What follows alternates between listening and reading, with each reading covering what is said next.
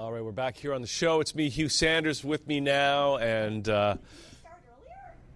well, we had Happy. By the way, Hugh, Happy's been on already. Eden-wall is here. I'm gonna put my water right here. Go ahead, man. Is that okay? Yeah. We have another Happy. So this is the show, and we're not changing it. It's nice to meet you. Yes. Nice to meet you. I've seen you a few times on that channel. Your bright smile, and not that you don't have a bright smile, but hers is a little brighter. Listen, I have to just tell the audience one thing before you start. All right. Is that okay? All right. Okay. So we're in a historic building here. For those watching in Guatemala, we're in a historic building here in Toronto. It was built like 1912, would you say? Yeah, Hugh? it's over 100 years old. Yeah, When he was like born. So Sandra, here's what throws me off. Here's what throws me off is that I come here at 12 noon, so Hugh says be here 12 sharp, and I find out there is an old-fashioned elevator that is a guy that basically just winds a piece of thread to get you up to the 6th floor, and he's on lunch. So I got to climb up 6 flights of stairs, and I realized that, Hugh, not only do you do interviews, you do complimentary stress tests. What's that? Walking up the stairs? Is that it? Yeah. And so what are you gonna? So what are you gonna do if nobody makes it, man? Well, you know. I mean, because I was huffing and puffing. Eden, I have an entire white paper on this. It's available for download on our website. People can check that out. We have a direct line to 911. It was touch and go, Sandra, for me after the final flight. I was like, please, God, just get me up to the studio. You know what? I got to say this, though, Eden, because I've been in this building on and off for 14 or 15 years. And, you know, climbing up those stairs, because, you know, sometimes I just got to do it, right? I am, after doing it, I'm in pretty good shape, and I can do those 5 sets of stairs anytime, no problem. Yeah. Just because it's what you got to do sometimes. It is what you got to do. It is what you got to do. I've been away from basketball for 3 weeks now, and I find at my age, you cannot take a 3-week break from sports, Sandra. No. You know, you seem very fit. I'm surprised you were struggling to go up the stairs. I'll let you know a secret, Sandra. I was joking. I am very, very fit. Now, Eden, let's get to know you a little bit. Are you from Toronto, by the way? I thought we are getting to know each other. You know that Jews exaggerate very much now. So we like to exaggerate. What does that mean? So you just called yourself a Jew and an exaggerator. And Jewish people, it only takes us about 1:30 to identify the fact that we're Jewish in an interview, and I think I broke that by, 30 seconds? This time? I don't know. I think we went over. I went over. I think we went over 1:30. But you were a very fit Jew. Thank you. Can we put that on underneath my name, Chris? I just met Chris, your director, a very nice guy. You know, the director is the genius behind the operation. Well, you know, sometimes it's interesting that you should say that, because they say that television is the director's art form. People, I mean, it's his masterpiece, this show. So we blame it all on him, whatever happens. He looks good, or he gets the credit, or he gets the blame. Is that what we're saying? Yeah. But I have to say, it's so much fun to be here. Well, listen, I know you got a lot going on, Eden. You got a comedy special that's going to be aired across the U.S. at least. Across America. Coming up. And it's, you know, I know we already had a conversation about that. And I know it's not just all fun and games, because there's a motivational aspect to it as well. It's actually the story of something that happened to you, and it's a real life story. It's not all fun and games. You went through some serious stuff. It's definitely not all fun and games this time. My career has definitely been all about fun and games for a long time. I'm not going to say it because I'm a lot older than I look. But this time, you're right, it was very serious business. I found myself going through, I guess, like an early midlife crisis about a few years ago now, almost 2 years ago. And it happened early. Have you been through one of those, Sandra? let's hope you don't go through, because it's not. I'm having one right now. That might be called actually menopause for women. Yeah? Yeah. Okay. So I haven't hit that yet, but I'll let you know. Okay, let me know it's if not that far from me. Let me know if you start getting some hot flashes in the next 10 minutes, okay? I will. Just don't be shy. If you just see me getting red and I look like this Christmas tree lighting up, then you'll know. Don't be shy, Okay. Sandra, at all, Right. because we're all family now, okay? Yes. That's the other thing about being Jewish, is that it only takes us, if it takes us a minute and a half to identify that we are Jewish, it only takes us 10 minutes to be extended family. So what I'm saying to you, Hugh, and I'll answer your question in a minute. I didn't forget about your question. What I'm saying is that you'll be invited to my son's bris, and you'll be Do you have invited. a son? You'll be invited to when Can I my hold the knife? unborn son, which I plan on having a son. From what I hear from the sperm bank, I'm still in pretty good shape. Are you depositing or withdrawing? That's it. Gee, Chris, I'm now mentioning sperm banks, and he's tried to ask me a question. This is out of control, Eden. This got Really? Are you depositing or withdrawing? This is a question that begs to be answered. Where did this go wrong? We were talking about my midlife crisis, and somehow we got to, sperm banks, and then This is what happens at that channel. and then depositing, and I withdrawing, and I tend to do more withdrawing, to be perfectly honest with you. But anyway, getting back to. Okay, we should have a therapy show. Seriously. Well, We need a therapy show. yeah, I have. Yeah, let's. I'll see you in therapy in 2 weeks. Well, So you know what? Hey, I can't move right now because I've been told I can't move from my seat. But this is actually a couch that we actually do. We have sessions. Did you say doo-doo? She said doo-doo. Okay, right. Okay, Chris, am I off screen? I'm on camera. I'm okay. Because I'm now afraid of Chris. Okay. Eden, you're going to have to seize control of this interview. Okay? Just by Sandra, answering that question I asked 5 minutes ago. Sandra, you remind me of somebody I met during my midlife crisis. Oh, great. Thank you. And I have to try to segue back to focus here if I can, which is not going to be easy, but I'm going to do it. Sandra, stop. That was going to be a spit take, and I couldn't have caught that. I don't catch liquids as it's flying through the air. Now, That's why we got to film in trajectory would have 60 been a frames per beautiful sight to second. behold. Know what I'm saying? Okay, Eden, please continue. okay, so It's about you, Edie. It's not about me. It's not about you. So let's make this about you. okay, so get her own show and do it quickly. Okay, seriously, because this is a firecracker we got going on here. This is a scene stealer we got going on here. It's all about the green, right? A green scene stealer. All right, let's talk about you. Okay, Eden, come on. We're waiting, man. Yeah, he puts a firecracker beside me, like a 500-ton firecracker beside me, and he says, "It's all about you." Here we go.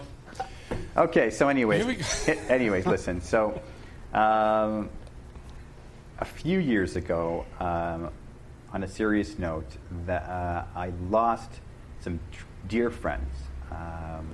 Somebody who was like a father figure to me, a hero.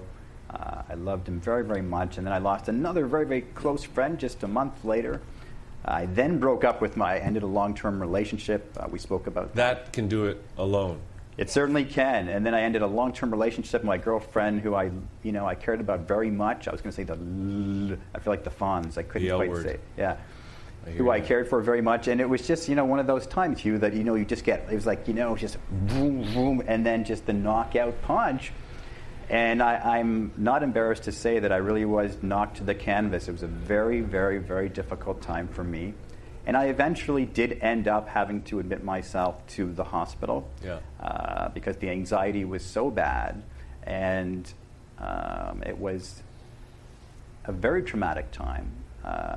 And it was also a time of great epiphany. In Jewish consciousness, we believe with all of our hearts that a crisis, and this is what I go around talking to people about now because I do some motivational speaking now, and I'm very happy to do that. And I tell people that a crisis always leads to a rebirth. It's a law of nature. It's an irrefutable law of nature, and it's something we as humans have to cling to. We have to know it, because when you're in the heart of the storm, my God, it's hard to see, the forest through the trees. And I was definitely going through some tough stuff. I mean, you don't admit yourself to the hospital for nothing. And I spent 2 days there, and I'm not going to name the hospital because legally I'm not allowed to. Because Plus, we all know which one it was anyway. Well, you don't, because there's actually 5 very, very well-known psychiatric wards in the GTA area. And it might not even be any of those. Exactly. And I went to Buffalo. So, I mean, come on. A fine city. Yeah. So I, when That takes a lot of courage, first of all, Eden, so that's good on you. That takes a lot thank of you courage very to do much, that. Sandra. I really appreciate that. And when I got out after these 2 days, which, Sandra, I can't tell you what I learned in these 2 days. I wish everybody could. It sounds funny, but I think everybody should go through something like that. Like, what do you mean, what did you learn? Like, what happened? Did they pump you full of drugs, or did they give you counseling? Or Yeah. Well, I wasn't doing geometry, that's for sure, Hugh, but I learned they pumped me full of drugs. Well, I mean, yeah, you get I'm there, just asking, you get there, and they hook you right up to intervene. I'm asking. How'd you get this show? I think he's talking about self-awareness. I think the things that you learn are not things that you learn actually from the people there. I think you learn them about yourself. It's within yourself. It's self-awareness, and you're now surrounded by other people who are also in the midst of great crisis. Right. So you understand is that I ended up in the midst of my crisis actually counseling them. And so they become mirrors for you, and you become mirrors for them. And so I realized, and I say this in my comedy special, I spend the last 7 minutes of my show just talking to the audience, heart to heart, and I say to them, look at these people, the patients who I met, were the ones who did it for me. They helped heal me, and by me reaching out to try to heal them, somehow I healed myself. So we can't do it alone, and I realized that. And so there was just so many lessons, but the key to it all is realizing. I say 2 things when people ask me, Eden, what did you learn? I say, I learned to put God ahead of other people. So to put the Creator as your priority and the created as your pleasure, if that makes any sense, Sandra. And then I also learned to redefine my idea of success.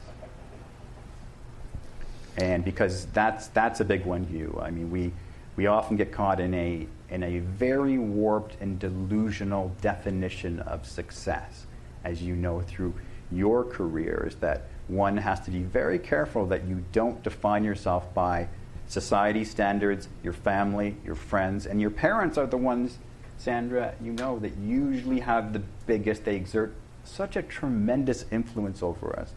And that's tough. I don't know if you can relate to that. Like your parents are they loom so large. And sometimes they have expectations that that it may not be you, right? And then you got to deal with all the fallout of that, right? And the family dynamics and that sort of thing. Yeah, well, it's really tough because in the arts here in Canada, as you know, and in comedy, you can be you could be attaining and accomplishing great creative achievement. Accolades, you're doing television, you're doing radio, you're being written about in the newspaper, and you're still not earning a tremendous livelihood. So it's very confusing for the artist and for the family as well. Right. Yeah, this is Canada, right? Where everyone has to keep their day job if they are lucky enough to have one. But it's a little confusing when Ouch. Yeah. But then again, we don't have to worry. We're not looking at a possible Trump as president. My gosh. Well. Actually, did you see? Oh, sorry, I don't mean to not make this about you anymore. But let's just sorry take to this off. interrupt you. Yeah. How did you land her as a guest on the show? How many agents did you have to speak to? Go through 15 agents to get to Sandra. Go, Sandra. Okay, so I saw on my way coming in that actually the East Coast is actually looking to increase tourism and I guess people to move out there. And they're saying, don't wait for Trump to become president. Oh, yeah. Move here now. Cape Breton. Yeah, Cape Breton. Breton's got a whole thing. Oh my God. Can you believe that? Yeah. Who would have thought Trump would be a marketing campaign to get people to leave the U.S. to come here? Oh my God, that's pretty funny. That's pretty funny. Couldn't that be part of your comedy show? Or maybe not if it's going to the U.S. Maybe not. This is starting to seem like a 12-step program or a setup for a workshop on ADD, isn't it? Yeah, this is the kind of what not to do. Okay, sorry, let's make this back about you now. Sorry. I think this is poetic justice because, Sandra, I used to do exactly what you're doing today on almost every show I used to go on when I was like 19 or 20 years old, and I just made life so miserable for everybody. And I feel like God's saying, hey man, karma is beautiful. It's actually, you haven't changed that much, Eden. Because that last interview we did, it was like, it was going, anyway, you might be right about that. But I want to get back. You don't have to admit yourself to get that mirror effect. You can have it right here. What? You don't have to admit yourself into the hospital to get that mirror effect. Okay, you can get it right here. Well, we can fix most of this in editing anyways. But I want to get back. Those were two important realizations, right? The redefining success. So, I mean, what was it? How did you redefine it? What did you take away from that experience, and how was success redefined for you? Well, I guess before my midlife crisis is that I was really measuring things on the material aspects of my life. Yeah. You know what I mean? And I don't want to blame this on my parents, but, you know, let's face it, your parents come from a different generation, right? Their values are different. Society's changed an awful lot. And I think I was carrying around some of the innate values of my parents, my dad in particular. Not to say there's anything wrong with his values, but his values aren't my values. Right. Do you know what I mean? And so I really had to make that distinction. So I really took a really honest stock of things, and I realized that I had accomplished much more than I thought. You know, I had so many people who loved and cared for me, and I had some great achievements in my career. And more than that, I have always given a generous spirit to the world, which, you know, I think that can be overlooked. It's one of those things that it's so hard to gauge. And what do your parents, how do they respond to you now? Well, when you say how they respond to me now in terms of... Do they support what you're doing? Oh, very much so, very much so. I think what I went through was a growth experience for everybody. They support it very much. It's just, again, it's the arts in Canada, right? The problem is that to really attain something at a high level creatively, as you know, with this station, you have to put everything, all of your blood, sweat, and tears into it. But when you do that, it's really hard to have a secondary career, right? Operating in tandem with, you mean like with a money your passion. career. Yeah. So, I mean, that part is really, really tough. For like, how have your parents responded to your career in the arts? That's why he moved away. Well, I would say, I think my mom was always supportive of anything I did. Right. That was my mom, right? And my dad was a little less. I think he would have liked me to go into the family business, and he didn't really understand me, I don't think. Yeah, and he was kind of probably thought I was being irresponsible. You know what I'm saying? When you say family business, though, you make it sound very mysterious. We're not talking about mafia or espionage or anything. No, he was in the insurance business. Insurance. That sounds a lot better, Hugh. Yeah. He was in the insurance and real insurance estate, business. Yeah, that sounds By the way, very I just want to say, now, I'm really enjoying this interview with Eden, so let's just, if you don't have to rush away, Eden.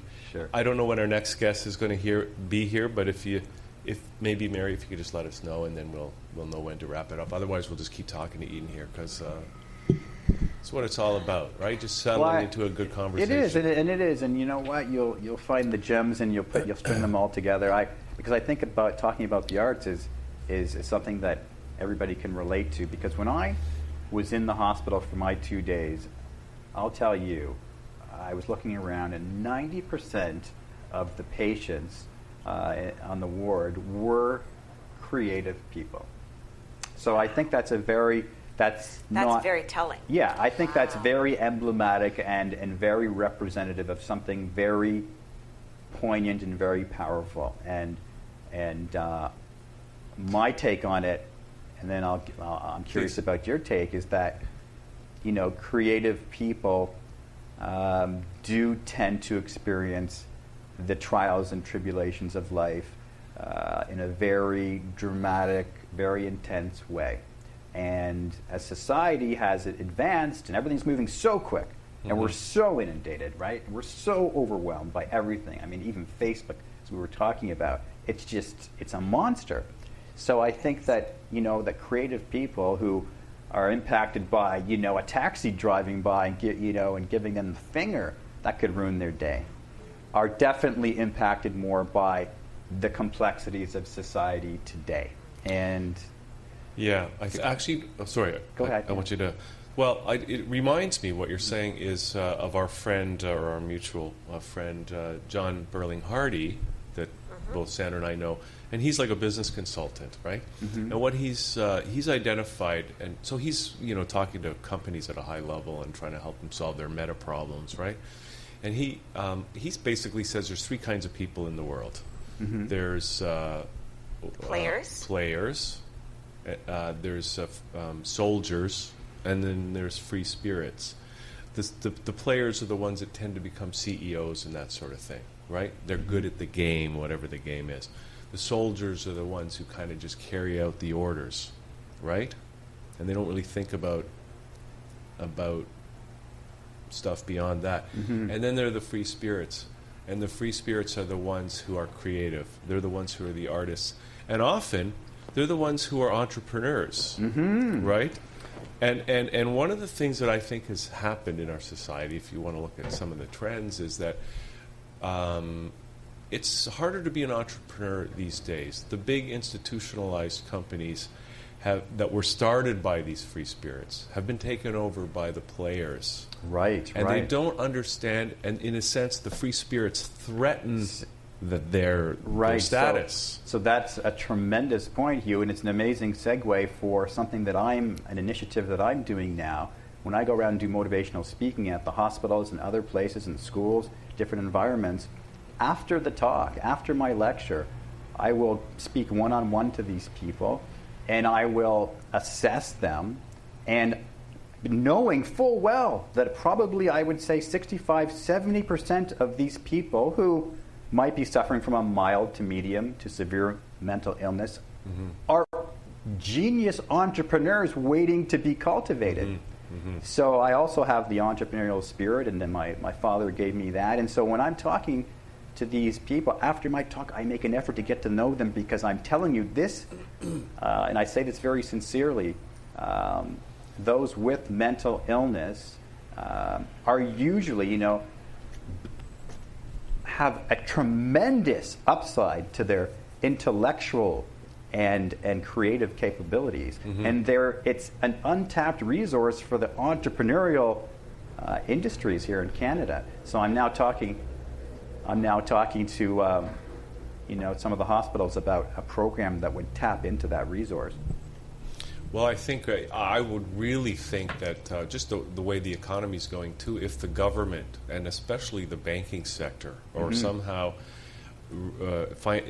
could be doing a better job to support entrepreneurs and entrepreneurship, and I think that would have a great impact on how many people have to seek out mental health. Sometimes I think people just need a job or an income, or to see their dreams start to have some come to fruition. But I don't understand this story. But what I'm saying here to you is that this is your show. You're the guest. You get to interrupt.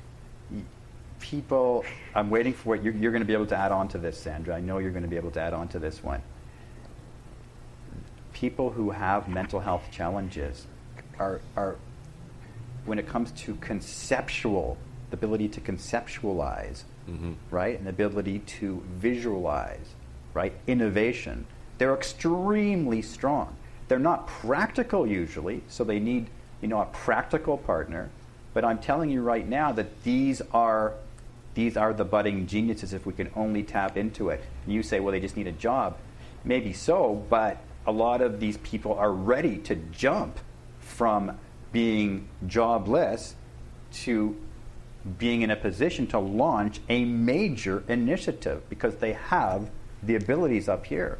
They have all the ideas. And I think you make a good point. They need a partner often who can handle the more mundane, like the admin side of things, that kind of those angles of the business. And if there was a way to put those two complementary skill sets together, know right? what you don't know. Like my question to you would be, and again, I know that I'm a talk show host, so I'm often doing the reverse psychology. But what would you say is the one missing link? Like if you had to say, here's one area where I could have, attached myself to somebody else who was stronger than me in this particular area.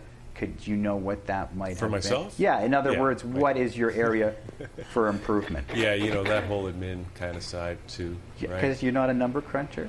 I can crunch numbers if I want. I just don't want. You know what I'm saying? I just rather do other stuff, like talk to you. And And you hired her to do the number crunching. Yes, I'm very good at that. She's teaching people how to go 5D, right? Actually, Eden, and that brings me to another question. I want to get back to your other big insight that you took away from your experience there, and that was that you wanted to put God first, in a sense. And what strikes me, and I'm always following the synchronicities here, is our previous guest, Happy, he told the story of how he came out of jail as a criminal with a really bad attitude, and he had an epiphany, and basically God came into his life and changed his whole outlook for the rest of his whole life. And I'd like you to talk about that. I think it's I'm really appreciative that you brought that up, because I'm finding now that in 2016, and you've interviewed a lot of guests here, God is becoming a dirty word. It really is. It really is, Sandra. We have to be so politically correct. And so I do speak about God very, very openly when I'm doing motivational speaking, because I'll tell you right now that, without surrendering to God during that difficult period a few years ago, I wouldn't have gotten anywhere. I wouldn't have been able to break through the wall. So the question is, how did I do that? What was that? What does that mean, surrendering to God? Well, what it means is, there's certain points in our life, and the two of you probably know this because you've probably been there a few times. There's certain times when your back's against the wall. You're backed into a corner. So I say to people when I'm doing one-on-one coaching and when I'm doing lecturing, I say, what's the only thing to do when you're backed into a corner? Seriously, look at it physically. Look at it emotionally. Sandra, what do you do when you're backed into a corner? You put your hands up. There's nothing you can do. You put your hands up. If someone's got a gun to you and you're backed into the corner, so you put your hands up, and that's all God desires from you, is that you put your hands up and surrender it to Him. So that's what I did eventually. I said, I can't do this. It's just too much for me. It's too much for me to handle. So I said, I'm putting my hands up and I'm giving the reins back to you. So Eden, what's the difference for you between God and self? The difference between God and self? Yes.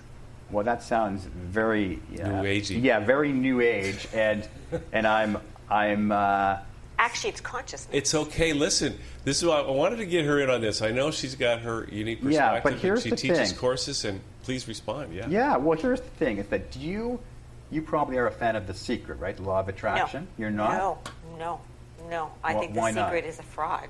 Okay, but why don't you believe? I'm now talking about the idea of your thoughts manifesting things. I'm not talking about the marketing of the DVD. Right. I'm talking about the idea of your thoughts creating things. You don't agree with that? No. Why not? No, it's actually not. That you're talking about you create your own reality. And so really it's not the thoughts, it's not positive thinking that's not accurate. It's really the emotions that create. The thoughts visualize, emotions physicalize. So that's why the secret is that's only half of the equation. If they really, if you gave the other half, that's why they don't talk about the other half, because that doesn't sell. But think positive is easy. Just think positive and you'll manifest. I don't know anybody but wait a minute, who's the done way that. you, right, but wait a minute, Sandra. That. The way you think, the way you configure your thoughts, you don't think that has a direct manifestation on your emotions? Absolutely does, but people don't understand the connection. For example, listen to this. Okay. My twin brother and I were on our own at 15 years old, okay? Yes. And for 25 years, I went around thinking that I was abandoned. I thought to myself, this was the story that I told myself. So I thought I was abandoned. Okay. Okay? That thought created a tremendous emotion inside myself. Lots of emotions. Anger, resentment, bitterness. Then, cut to 25 years later, I'm in the hospital. I'm having this crisis. I'm down. I'm vulnerable. I'm broken. And now I start to, I look up to God. I say, God, I surrender. Show me the truth of my life. And I see that what my story wasn't correct. I wasn't abandoned. And I reconfigure my thinking to understand that I was liberated, because if I would have stayed where I was, life would have been far more trying. So I'm thinking, wow, I was liberated. Every great person in history has been put on a path on their own. We know that.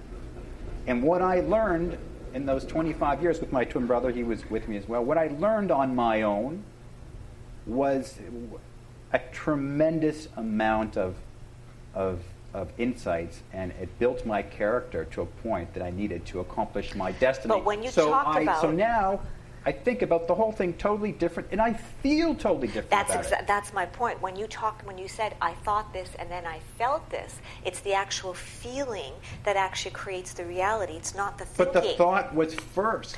But when somebody says, when you first. say think positive, Eden, okay, the reason you even have to think a positive thought is because you're feeling but negative. That's an oversimplification, because... It's not. No, it's an oversimplification to say think positive. No. That's what I'm saying. When people say think positive, it sounds so easy. But I'm talking to you about a fundamental paradigm shift in how your brain is processing an event. Can I ask a question? We even have someone in the audience acknowledging what I'm saying. And so, how do you know she's acknowledging what you're saying? So she's the judge. She's on to what I'm saying. Whoever she votes for wins. No, because this. Wait a minute. Okay. Wait a minute, and we get voted off the island. Sandra, I'm all for a thoughtful debate, and I'm more for a feeling debate. Okay. Well, we I can want do to the ask you a feeling question. after the show. That's Eden. Let me ask you a question, and to kind of type, because what I'm asking is. So what you're saying is that you surrendered. And that's what you're advocating in a sense. My whole life I was trying to do it on my own. Right, okay. Now, Sandra, I just want to ask you the same question. Now, do you think, look, Eden was up against the wall, right? In those similar circumstances, what would you advocate? Would you advocate a surrender to God, the universe? I absolutely surrender, but I surrender to self. Because self is God. See, this is becoming very semantic, and this is the problem with. Well, that's what I'm asking. The reason I ask you the difference between God and self is because I'm trying to find out what that means for you. Right. But trying to find out where that fits in. And I understand what you're saying, but this is where we've now stumbled onto a wonderful revelation here on Liquid Lunch. It all happens right here. This is where society has went wrong, and if you want a microcosm of where society has went wrong, you don't even have to listen to the last 7.5 minutes. We're in a total semantic argument saying the exact same thing. Well, it's we got every religion. You know that, right? Well, I'm listening. What you're saying is that you guys are both saying the same thing. Do you agree? But you're arguing with But I each want other. to be right, and she wants to be right. Yeah. And the egos are entering into it. High five. High five. High five. This is wow, not soft skin. Is that oil of Olay or what's going on? She's there? bionic. Oh my God! But seriously, Hugh, it's like I have to admit my ego is starting to rise a bit. Sandra, if she's honest, would say her ego is rising just a little bit because we're human beings. I want to walk out of here feeling that I was right because that's my nature. Sandra would like to argue her position effectively and cogently, and we're saying pretty much the exact same thing. I agree with you fundamentally, Sandra, because God and self are so intricately linked. You have a spark of God in you. The only difference for me is, and I don't know if you agree with this, is that I believe God has the final say. And you don't have, if you want to say the universe. If you want to say the universe, a lot of people want to say the universe, I'm okay with that. But what I'm trying to say is, if there's a sick man, and my twin brother who would go around and pray for sick people, and one man was on the verge of passing away, and he prayed and prayed and prayed and prayed and prayed. No matter how much heart he gave of himself, he couldn't save the man from passing away. The universe has the last say, and that's why I don't like The Secret, because they make it seem like, if something negative happens, that there's an emotional block and that, you didn't manifest it. So I say to you, the universe, and I say God, is an entity and power that is beyond us, even though a spark of it lives in you. Can you go along with that? 100%. And when the word God for me means grand order design. It's just really creation. So, but the reason, it's not for me, it's not even about ego for me. I don't care if you're right, because there's no right or wrong.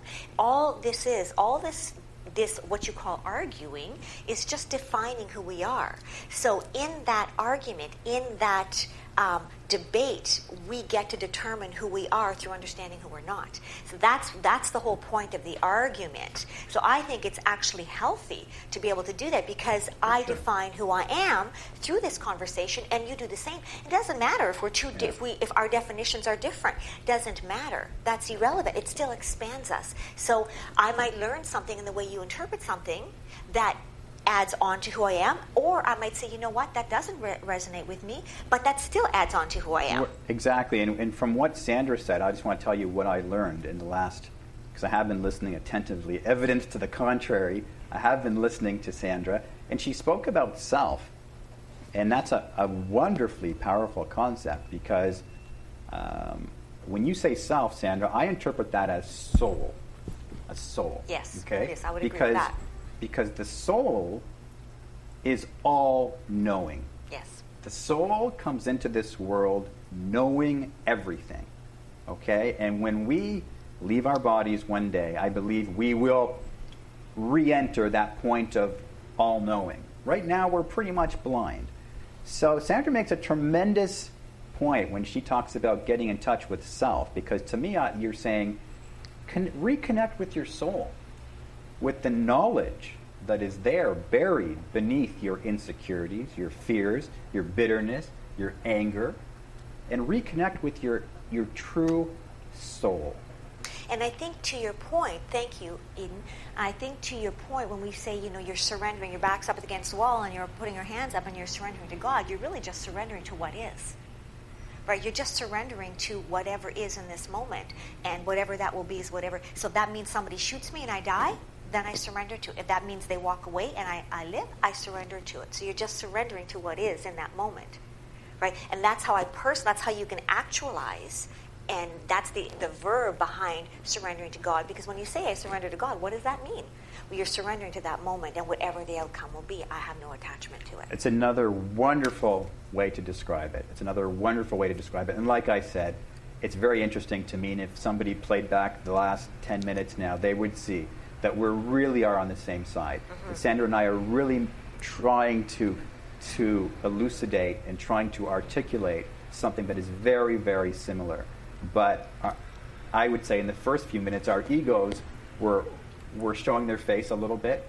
And I think this is... But they served, because they brought us to this point. Right. But we've come full circle in the sense where I certainly can see that you are expanding on what I'm trying to say. And I think you see the same. Yes.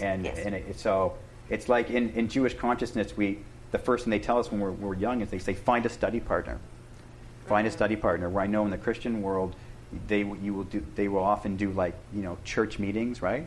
Bible studies. Bible studies is a big thing. But what we do and what we're big on is finding a study partner. We call it a chavrusa, And just like Sandra and I are doing, like I would call Sandra and I would say, let's get together and put our two minds together, because we believe when two minds are in synergy and can focus, something really, really magical happens like you saw here today. Well, you triangulate, right? You're bringing those two different perspectives, and everybody learns from the other.